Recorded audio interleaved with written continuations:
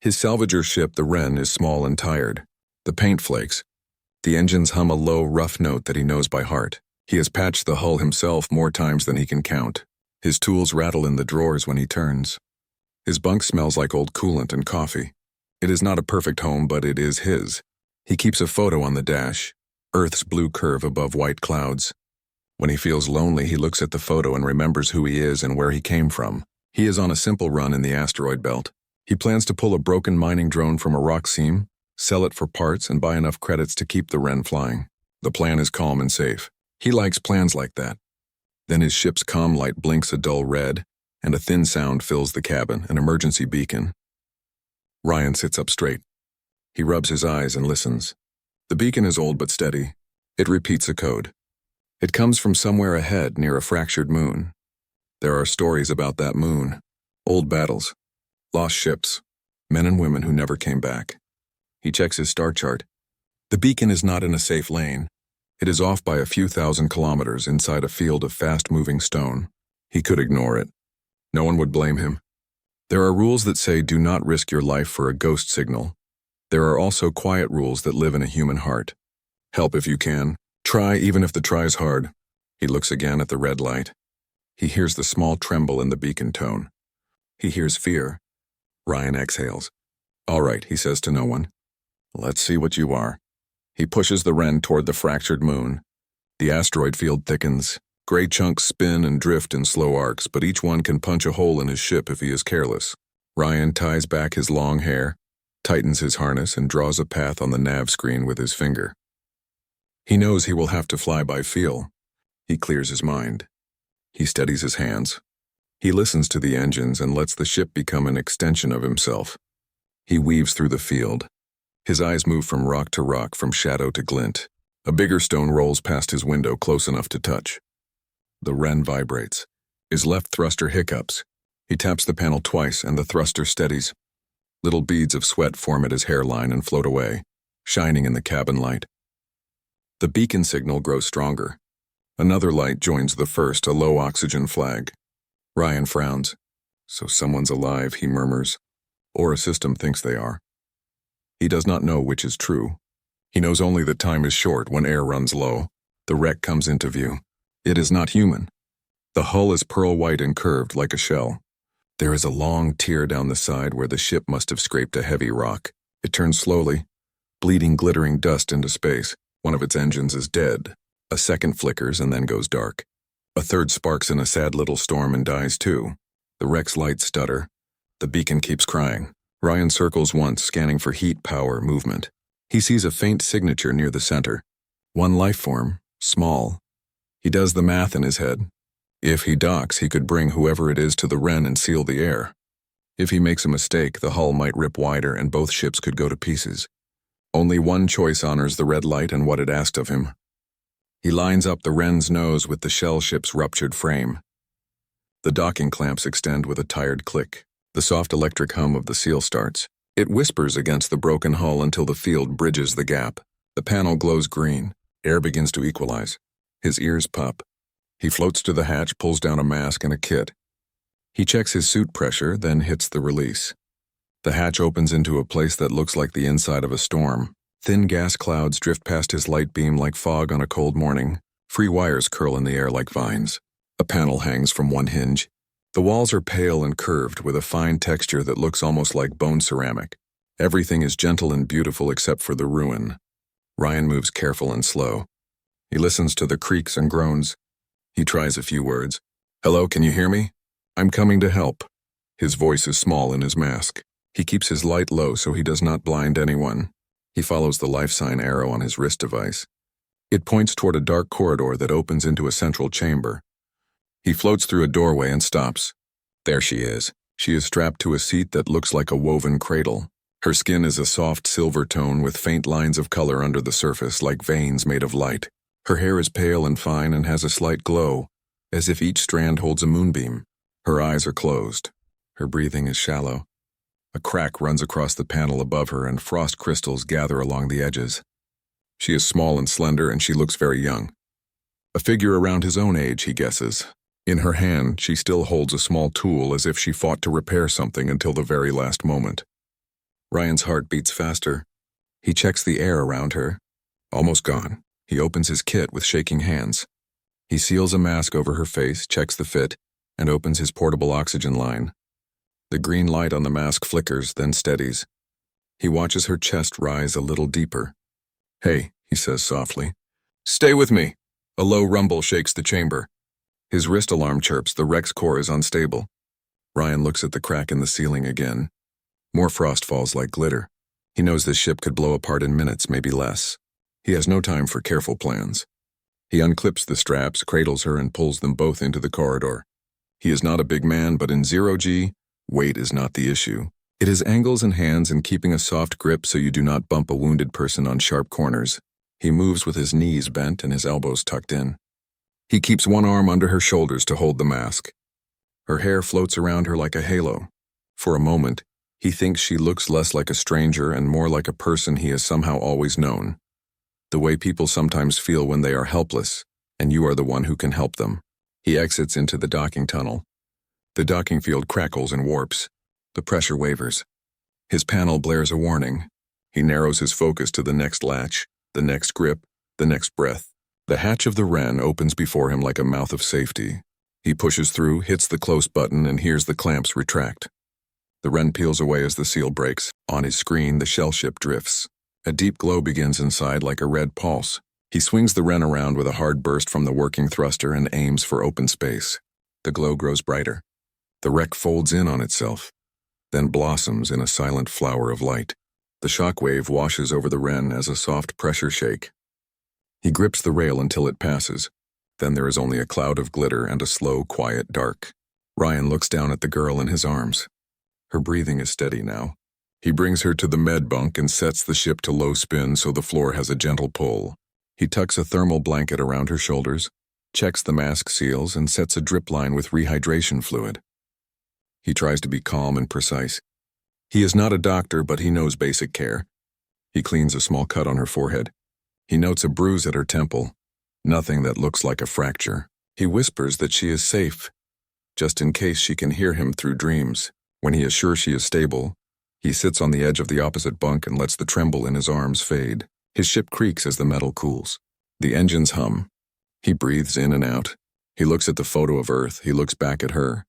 For the first time since the beacon, he allows himself to feel relief. He also feels something else. A question. Who is she? What kind of ship was that? Why was she alone? He thinks about known species. The glow in her hair. The smooth shell hull. His memory lands on a name he has heard in station bars and old trader stories. Kyrians. A closed people. Advanced. Private. Tall cities of quiet light and deep oceans made of soft intelligence gels. They do not often ask for help. They do not give it easily either. He smiles a little. Well, he says, you picked a stubborn human today. The med sensors beep. The girl stirs. Her eyelids flutter. He moves closer but stays gentle. Her eyes open. They are bright and clear, with a very light ring of blue around the iris like thin ice on spring water. She looks at the ceiling, then at him. There is a flicker of fear, then confusion, then focus. She tries to sit up. He lifts a hand. It's okay, he says. You're on my ship. You were in a wreck. You're safe. Her lips part. A soft sound comes out shaped like a song. His wrist translator listens and thinks. After a moment, it speaks in flat machine English. I claim. The word is odd. The translator adjusts and tries again. Mine. Ryan blinks. Mine? He repeats, puzzled. She studies his face in the room. She sees the tight, worn walls, the dented metal, the many hand fixes a human has made. She looks back at him. She says another phrase, longer this time, her voice still weak but certain. The translator reshapes it into, saved life ties. I am yours. You are mine. He opens his mouth, then closes it. He has heard stories, but stories are not the same as hearing the words in your own ship from a person who just almost died in your arms. He clears his throat. I'm Ryan, he says, because names are a good place to start. He points to himself. Ryan. She blinks twice and breathes a small laugh like she is amused by his simple human way. She points to her own chest. Leora, she says, and the translator confirms, name Leora. Leora, he repeats, careful with the soft vowels. Nice to meet you, Leora. You are safe here. The raider ship drew closer like a dark shadow sliding through the asteroid field. Inside the Wren, Ryan Harlow leaned forward in his pilot seat. His hands rested lightly on the controls, every muscle in his body ready to act. The scanners painted a thin outline of the enemy ship, small, fast, built to hit and run. Its power output was rising. It wasn't broadcasting any legal ID. They weren't here to help. They were here to take. Leora sat on the med bunk, wrapped in a thin blanket, her silver hair softly glowing in the low cabin light. Her breathing was stronger now, her skin less pale, but her eyes were sharp, focused on the raider signature. She knew this danger. She had seen it before. The translator whispered her soft words into English. They killed crew. Took everything. They will hunt me. Ryan didn't look back at her, but his jaw tightened. Then we won't let them take you, he said simply. She tilted her head at his calm voice. She was not used to humans, but she could feel something solid in him, a kind of quiet bravery that didn't shout but didn't bend either. The raiders changed course slightly, slipping into the belt, trying to mask their movement behind spinning rocks. It was a common pirate trick. Come close under cover, jam the target's engines board, and leave no witnesses. Ryan had faced scavengers before, but never raiders this close. His ship wasn't built for war. But humans didn't always need a warship. They made do with what they had. That was their gift. He adjusted the thrusters, letting the Wren drift naturally, pretending to be unaware. A wounded bird, easy prey. The raider ship approached slowly like a wolf creeping toward a deer. Leora whispered something. Ryan's translator struggled, then said, "They will board. Take me, use me. Kyrian tech. Valuable." Ryan turned slightly toward her. "Yeah," he said. "I figured they're not here for the view." She frowned at the translator, trying to understand his tone. He gave a half smile, dry but warm. "Don't worry," he added. "I've got a plan." Her eyes narrowed, curious. He didn't explain the full plan, not yet. It wasn't complicated, but it needed timing. He had hidden 3 EMP beacons on the hull. If the raider tried to latch on, those little devices would overload their clamps and scramble their boarding systems for a few seconds. That would be his opening. In those seconds, a human could make a difference. He switched the engines to silent drift and cut external lights. The Wren became a small shadow among bigger shadows. The raider slowed too. A faint static filled the radio band. They were scanning him, testing. "Leora," Ryan said softly. "If something happens, stay here. Lock the hatch. Don't open it for anyone except me." She blinked. "You fight?" the translator said. "Not exactly fight," he said. "More like make them regret picking the wrong ship." She didn't know what regret meant, but she liked the way he said it. The raider made its move. A thin cable shot out from their ship like a dark thread and latched onto the Wren's side. A second later, the first boarding clamp dug into the metal. The Wren shook slightly. Warning lights blinked across Ryan's console. "Here we go," he muttered. He waited for the exact second the raiders would try to open the docking hatch. He could almost hear their boots clanging on their side. His heart pounded steady, not wild, just sharp. Click. The raider systems touched his hull. Ryan's finger hit the EMP trigger.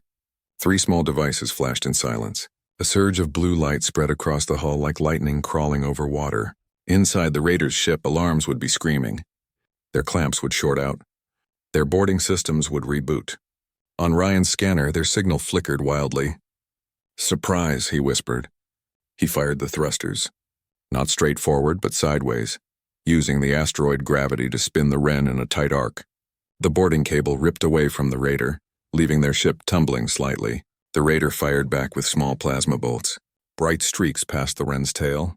Ryan gritted his teeth and pulled the Wren between 2 massive rocks. Plasma fire splashed against stone. The raider followed, angry now, but its systems were still lagging from the EMP.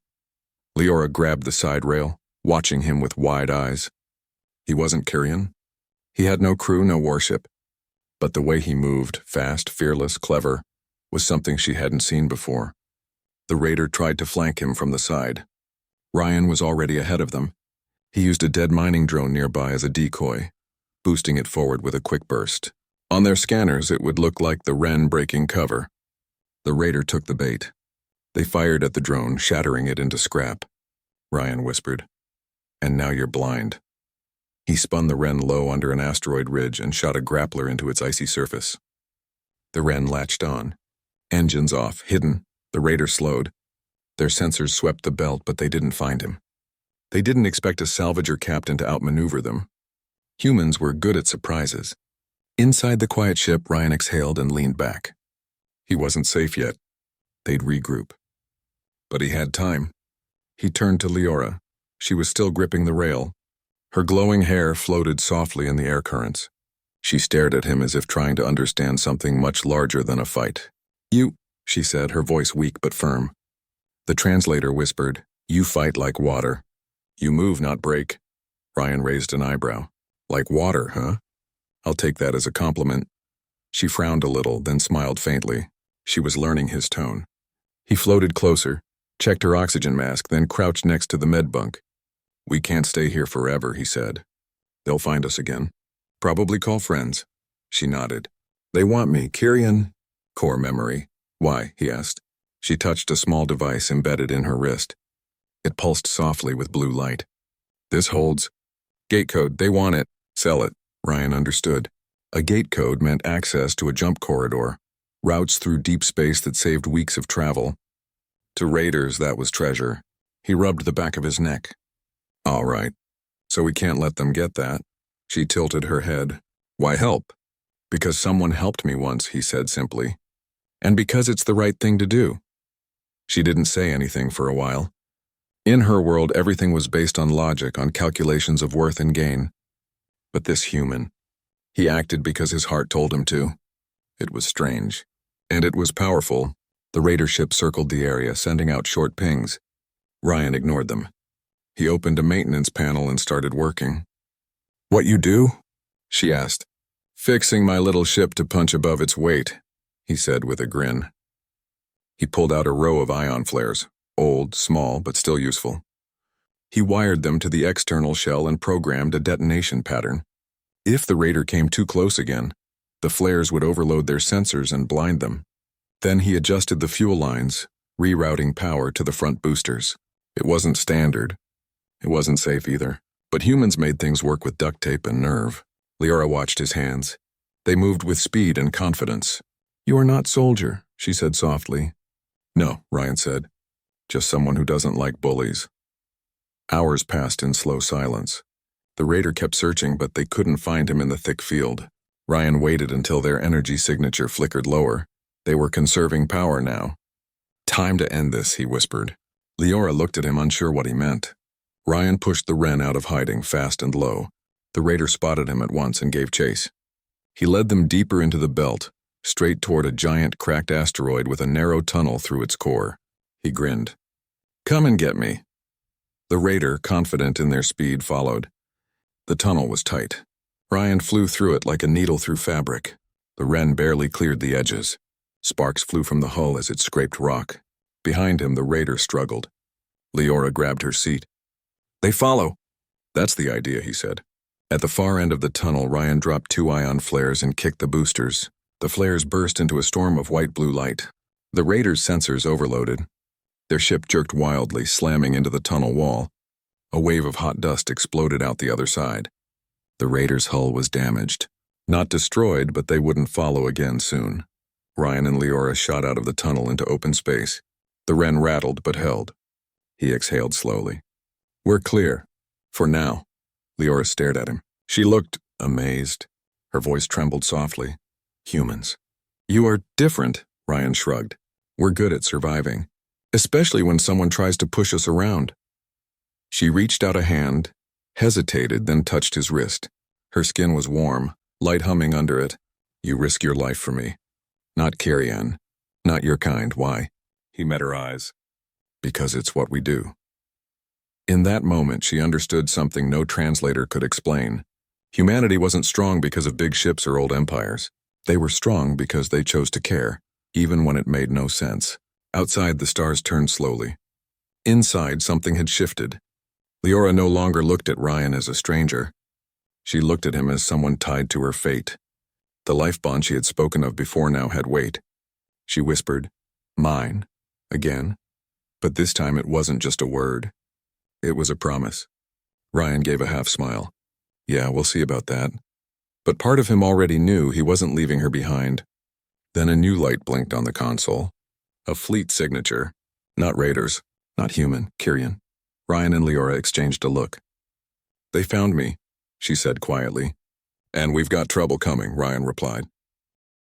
3 silver warships appeared from hyperspace, their hulls smooth and bright like polished moonstone. Their engines left soft trails of light in the darkness. These were not raiders. These were soldiers.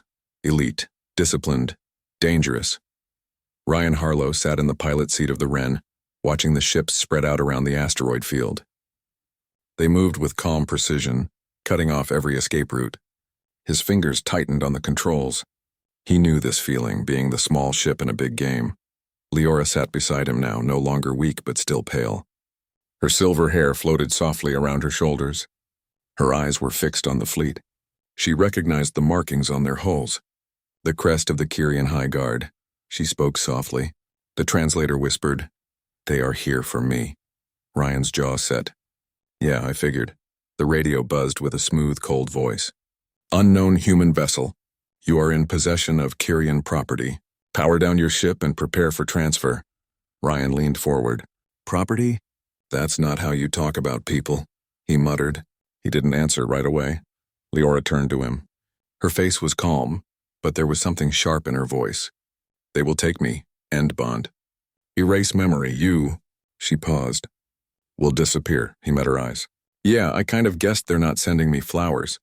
She didn't fully understand the joke, but she saw something in his expression. He wasn't afraid in the way most would be. He was focused. Outside, the warships formed a perfect triangle around the Wren. They could crush him with one shot. Ryan took a deep breath. He had survived raiders with tricks and courage, but this was different. This was an entire military fleet, and yet, he had one thing they didn't. Humans didn't always play by the expected rules. Leora, he said, keeping his voice low and steady. How does their fleet work? Any weaknesses? She hesitated. Their ships are strong, shields layered, but they follow rules. Predictable, logical, no risk. Ryan's eyes lit up just a little. Good, that's something we can use, she frowned. We? Yes, he said simply. I'm not handing you over. Not to raiders, not to them. Her throat tightened. No one had ever said that to her before. No one had ever stood for her, she whispered. Why? You are only human. Ryan grinned faintly. Exactly, the radio buzzed again. This is Commander Sereth of the Kyrian High Guard. Final warning, human. Comply or be neutralized, Ryan tapped the comm. Yeah, I hear you, Commander. Here's my answer. He cut the channel. Leora's eyes widened. Yep, Ryan said. Now let's make this interesting. He pushed the Wren into motion, not away but straight toward the center of the formation. The Kyrian ships hesitated for a second. They expected surrender, not a charge. That hesitation was enough. Ryan gunned the engines and spun the Wren through a tight arc. He flew dangerously close to a jagged asteroid cluster. The Kyrians adjusted their formation perfectly. Too perfectly. Predictable, Ryan whispered. He popped 2 ion flares behind him. The flares burst into sharp blue-white light, flooding their sensors with noise. Their formation stuttered for a second. Ryan darted left and vanished behind a wide, cracked asteroid. Inside the cockpit, alarms blinked. The ship was running hot. The Wren wasn't made for this kind of stunt, but Ryan's hands moved like they were born for it. Quick, confident. Leora held the rail, watching him work. To her, Kyrian pilots were trained from childhood, precise and clean. Ryan was nothing like that. His flying was messy, risky, wild, but it worked. Why do you smile? She asked softly. Because I'm still alive, he said, and because they don't know humans don't give up easy. The Kyrians scanned the asteroid belt, locking onto his signal. They thought they had him cornered. Ryan had other plans. He had planted beacons earlier while hiding from the raiders. Now he activated them. Around the belt, old mining drones and scrap pods lit up as if they were alive. Dozens of false signals bloomed on Kyrian sensors. The fleet scattered their attention. They were disciplined, but their systems weren't built to understand chaos. Ryan whispered, "Welcome to human tactics." The Wren shot out from behind the rock, diving toward the lower part of the formation. The Kyrian ships reacted slowly, not because they were weak, but because they didn't expect anyone to attack them with a salvager. Leora's heart pounded. "They will shoot," she said. "Only if they can hit me," Ryan replied. He spun the ship between two rocks, then fired a short burst of chaff. The Kyrians tried to target him, but the readings scattered. He slipped under one of their ships, so close he could see the smooth underbelly of their shining hull. Inside the Kyrian command ship, Commander Sareth watched the readings with narrowed eyes. "This human, he is reckless," one of the officers said. "Reckless," Sareth replied, "or clever." They adjusted their sensors. But the chaos around them grew. Ryan's little tricks, flares, beacons, drones turned the belt into a maze. Sareth frowned. Kyrians were used to straight fights. This wasn't one. Back in the Ren, Ryan set his jaw. He couldn't beat them in a real battle, but he could outthink them. Leora moved closer to the console. "I can help," she said. "I know their code. Their response time. Their patterns." Ryan looked at her. "You sure?" She nodded. "I trust you." Those words hit him harder than a blast. Trust, from someone who had lost everything. "Okay," he said softly. "Let's make them dance." Together they worked fast. Ryan flew, dodged, and tricked. Leora fed him data, timing, blind spots, formation shifts. They became a team. A small ship against 3 warships, a human and a Kyrian girl, and somehow they were winning. The Kyrians grew frustrated. Their commander sent out a final broadcast. "Human vessel, you cannot win." "Cease now," Ryan answered. "Maybe not, but I can make you look really bad trying." Leora almost laughed. She had never heard anyone talk to a High Guard commander like that. Ryan flew straight toward the largest asteroid in the field. It had a hollow tunnel through its center. He had used it once against the Raiders. "Again?" Leora asked. "Again," Ryan said with a grin. The Kyrians followed, still underestimating him. They moved in perfect formation, exactly the way Leora predicted. Ryan dropped a flare in the tunnel. But this time he did something different. He vented the Wren's plasma fuel behind him and ignited it with the flare. A chain of blue fire ripped through the tunnel. The first Kyrian ship flew right into the heat wave. Its shields held, but the shock wave threw their formation apart. The other 2 ships stumbled to adjust. Ryan spun the Wren out of the tunnel, climbed high, and faced them head-on. His ship was small, weak, and cracked. But in that moment, he looked unstoppable. Leora stared at him like she was seeing something impossible. Something human. The commander came on the channel again. His voice was tighter now. "Why fight us?" "She is Kyrian, not yours." Ryan's voice was calm. "Because she's a person, and because nobody gets to claim someone like property." Leora felt a strange warmth in her chest. Her people would have surrendered her by now. But this human, he fought for her like it mattered. She leaned forward. "Ryan, let me speak." He nodded. She opened the channel. Her voice was soft but clear. "I am Leora, daughter of the Kyrian line. I was marked for death by raiders. A human saved me. I choose my bond. I choose him." The channel went silent. The commander didn't know how to answer that. Kyrian law did not allow bonds with outsiders, but it also did not allow breaking a life bond once declared. And she had just declared it before the fleet. Ryan whispered, "Well, that's one way to shake the table." Leora turned to him. "This is my choice," she said. "You saved me. Now I protect you." He almost laughed. "That's a first." The Kyrian fleet held position. They could destroy the Wren easily. But now it wasn't just a stray human ship. They faced their own law. The commander's voice came back, low and measured. "Leora, you break many rules today." She answered, "Rules change." For the first time in her life, she wasn't following someone else's path. She was choosing it. The Kyrians slowly powered down their weapons. They didn't retreat, but they didn't fire either. They had no legal way to take her without starting a diplomatic disaster. Ryan leaned back in his chair. "I'll take that as a win." Leora smiled, a real smile this time. Not a small, careful one. A bright, living one. Hours later, the Wren drifted in quiet space, far from the asteroid belt. The stars looked calm again. Leora sat by the viewport, wrapped in her blanket. Her wounds were healing, but something else had grown inside her.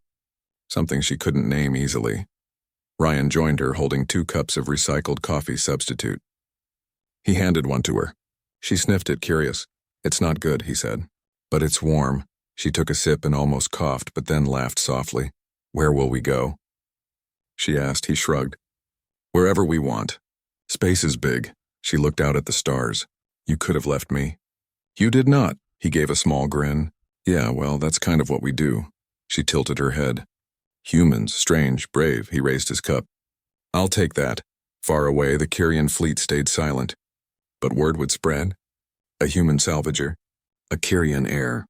A bond no fleet could break. Ryan didn't care about politics. He cared about the quiet stars, the hum of his ship, and the girl who looked at him like he was something more than just human.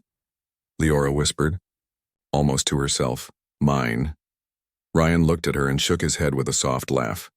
Yeah, yours. For the first time in a long time, he didn't feel alone among the stars.